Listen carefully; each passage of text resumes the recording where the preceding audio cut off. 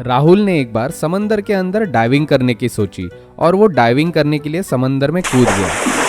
Diving करते करते वो पानी में बहुत अंदर तक चला गया। पानी के बहुत अंदर जाने के बाद उसे चक्कर आने लगे और उसी की वजह से उसे पता ही नहीं चल रहा था कि सतह पर जाने के लिए उसे किस डायरेक्शन में तैरना चाहिए। वो कभी लेफ्ट जा रहा था, कभी राइट जा रहा था, कभी ऊपर या कभी नीचे जा रहा था। पर चक्कर आने की वजह से पानी की सतह किस डायरेक्शन में है वो उसे पता ही नहीं चल रहा था। क्या आप बता सकते हैं कि पानी की सतह का डायरेक्शन जानने के लिए राहुल को क्या करना चाहिए? आप अपना जवाब हमें कमेंट में जरूर बताइए। आंसर सिंपल है। जैसे ही राहुल सांस बाहर छोड़ेगा वहां पर बुलबुले यानी कि बबल्स आएंगे।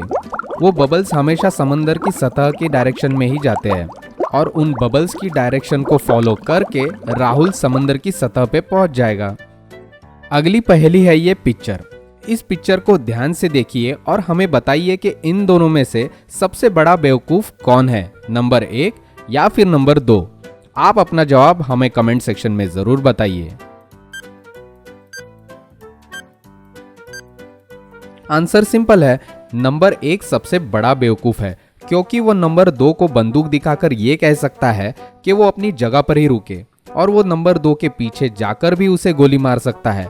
पर वो ऐसा नहीं कर रहा। वो अपनी जगह पर खड़ा रह के ही नंबर 2 को गोली मार रहा है, जिसकी वजह से नंबर 2 नीचे गिर जाएगा और नंबर 1 वेट इम्बैलेंस की वजह से खुद भी नीचे गिर जाएगा और मर जाएगा।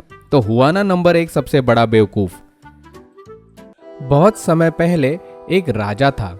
उस राजा का बहुत बड़ा राज्य था, पर वो राजा क्रूर था। वो अपनी प्रजा को अपने राज्य के बाहर कभी भी जाने नहीं देता था। राज्य के बाहर जाने के लिए सिर्फ एक ब्रिज यानी कि पुल था।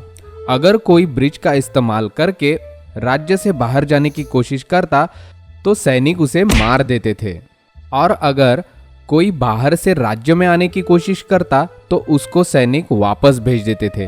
ब्रिज के पास पहरेदारी के लिए जो भी सैनिक थे वो 5 मिनट के आराम के लिए अंदर जाते थे, पर ब्रिज पार करने के लिए 8 मिनट लगते थे। एक दिन एक आदमी राजा के साम्राज्य से भागने में कामयाब हुआ।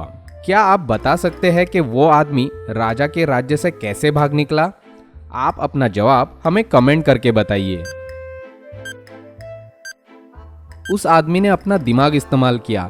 जब सैनिक 5 मिनट के आराम के लिए अंदर गए तब वो आदमी ब्रिज से चलते चलते बाहर गया, और जैसे ही 5 मिनट हुए वो पलट गया और राज्य की ओर चलने लगा।